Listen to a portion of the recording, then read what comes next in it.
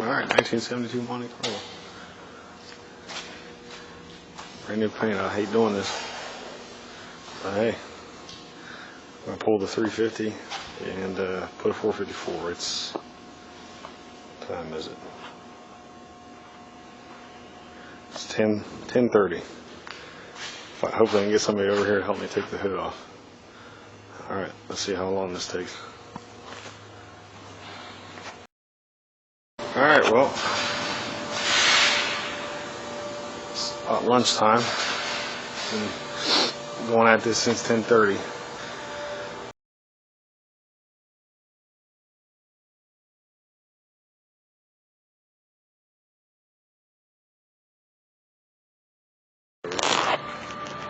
Make a what?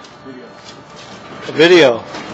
Here we are at Aaron's car. We just put in the new big block into the nice Monte Carlo, and I'm showing you Aaron closing the hood.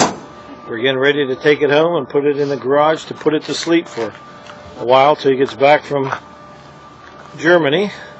Now we'll start it up, and that's the car running without the muffler. Very nice and quiet.